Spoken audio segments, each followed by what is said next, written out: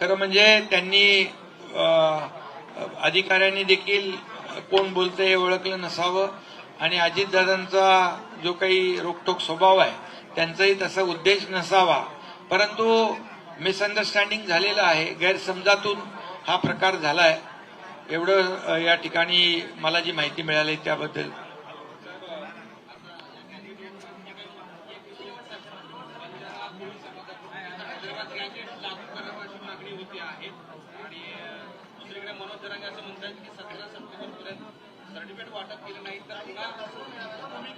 बघा, हैदराबाद गॅझेट त्यांनी सांगितलं लागू करावं, त्याप्रमाणे सरकारने GR काढला आणि त्या GR मध्ये आज ज्यांच्या म्हणजे ज्यांनी कुणबी आहेत त्यांनी ॲफिडेव्हिट द्यावं.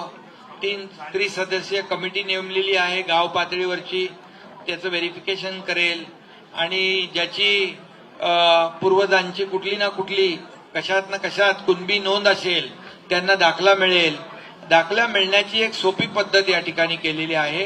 त्यामुळे कुठल्याही परिस्थितीमध्ये या ठिकाणी इतर समाजावर अन्याय होणार नाही, ओबीसी समाजाचं नुकसान होणार नाही आणि मराठा समाजाला हे प्रमाणपत्र सोप्या पद्धतीने मिळावं अशा प्रकारचा तो GR आहे.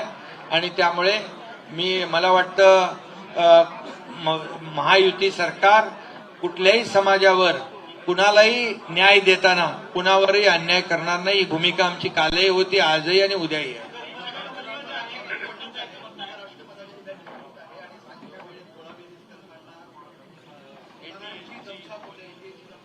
कुणाची? अरे बाबा, आमच्याकडे पूर्ण बहुमत आहे आणि तुम्हाला उद्या मतदान झाल्यावर कळेल की आमचे जे उमेदवार आहेत NDAचे राधाकृष्णनजी यांना पूर्ण बहुमत या निवडणुकीमध्ये मिळेल आणि हे उद्या आपल्याला कळेल. त्यांचा पूर्ण अतिशय मोठा विजय, दणदणीत विजय उद्या आपल्याला संध्याकाळी पाहायला मिळेल.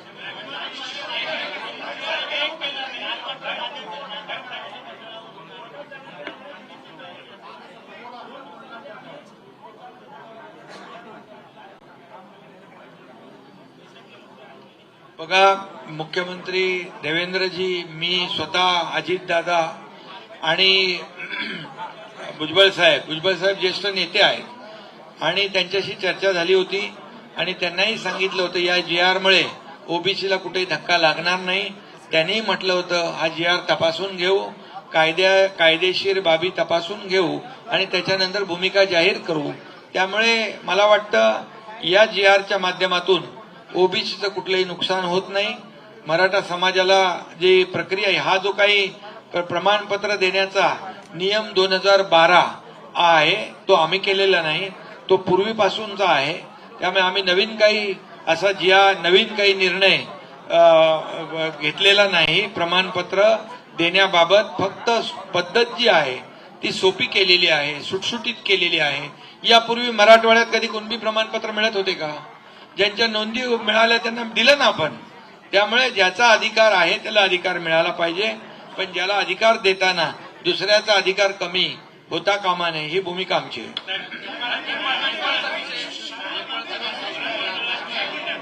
नेपाळमध्ये फार ते उद्रेक झालेला आहे आणि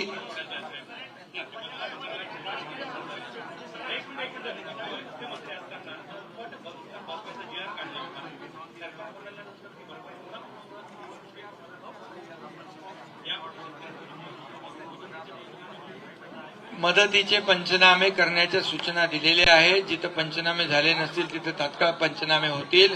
शेतकऱ्यांना आम्ही वाऱ्यावर सोडणार नाही. शेतकऱ्यांचं सरकार आहे आणि माझ्या मुख्यमंत्री पदाच्या कारकिर्दीमध्ये जवळपास 45,000 कोटी नुकसान भरपाई, त्याचबरोबर योजनांच्या माध्यमातून पीक विमा योजना असेल, त्याचबरोबर अनेक जे शेतकरी सन्मान योजना याच्या माध्यमातून वाटप केलेले आहेत. आता देखील देवेंद्रजींच्या काळामध्ये शेतकऱ्यांच्या सगळ्या पंचनाम्याच्या सूचना दिलेल्या आहेत. कुठेही शेतकऱ्याला आम्ही वाऱ्यावर सोडणार नाही.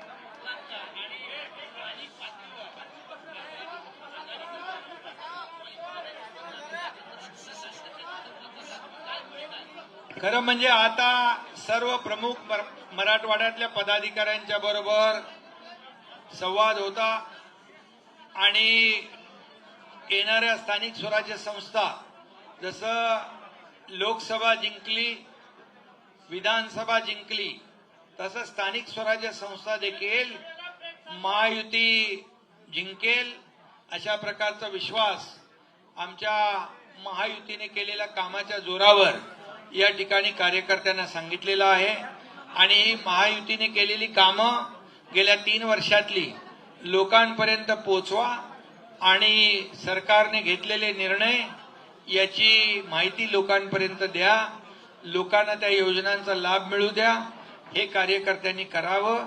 आणि त्याचबरोबर निवडणुकींच्या बाबतीमध्ये निवडणुका डोळ्यासमोर ठेवून आम्ही कुठलाही निर्णय घेत नाही आणि निवडणुकांसाठी आम्हाला कुठलीही तयारी करावी लागत नाही, कारण निवडणुका असू द्या नसू द्या शिवसेनेचं काम वर्षाचे 12 महिने 365 दिवस सुरू असतं आणि म्हणून महायुतीला या निवडणुकांची कुठलीही चिंता नाही, कारण केलेली कामं लोकांसमोर आहेत. या महाराष्ट्रातली जनता केलेल्या कामाची पोचपावती देते, हे विधानसभेमध्ये आपण पाहिलेलं आहे.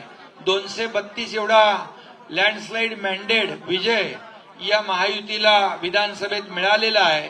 त्यामुळे त्याचीच पुनरावृत्ती या ठिकाणी या निवडणुकांमध्ये होणार आहे. आणि एवढे हेही मी सांगतो आपल्याला की जे लोक लोकसभेमध्ये ज्यांना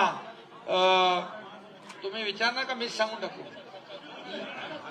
लोकसभेमध्ये ज्यांना यश मिळालं तेव्हा ते निवडणूक आयोगावर काही बोलले नाही, ईव्हीएम वर काही बोलले नाही, वोट चोरीवर काय बोलले नाही. परंतु आता मात्र ते तुमचाच प्रश्नाचं उत्तरही मी देतो.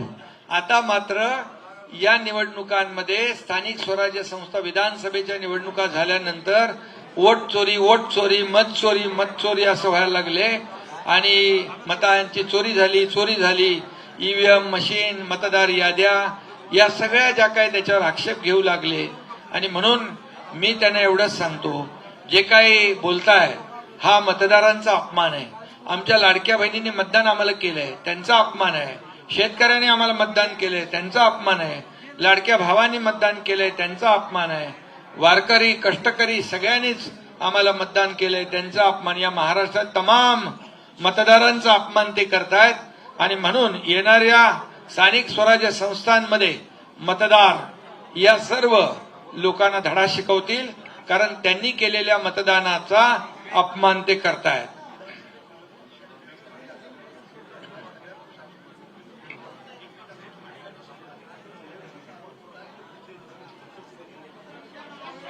कोण जमू देत नाही? अरे लोकांनी त्यांना विरोधी पक्ष नेत्याच्या एवढी संख्याबळ पण नाही दिलं, कारण जनतेने त्यांना झिडकारलेलं आहे, जनतेने त्यांना त्यांची जागा दाखवली आणि त्यामुळे विरोधी पक्षाला लागणारं संख्याबळ देखील त्यांच्याकडे नाही.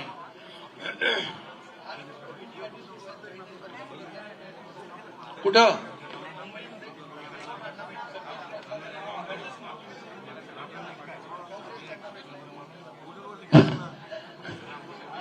ते गाठीभेटी चालू असतात, पण आम्ही गाठीभेटीपेक्षा कामाला महत्व देतो आणि त्यामुळेच काम करणाऱ्या लोकांच्या मागे महाराष्ट्रातली जनता उभी राहते. या स्थानिक स्वराज्य संस्थांमध्ये देखील काम करणारे निर्णय घेणाऱ्या लोकांच्याच पाठीशी या महाराष्ट्रातली जनता उभी राहील.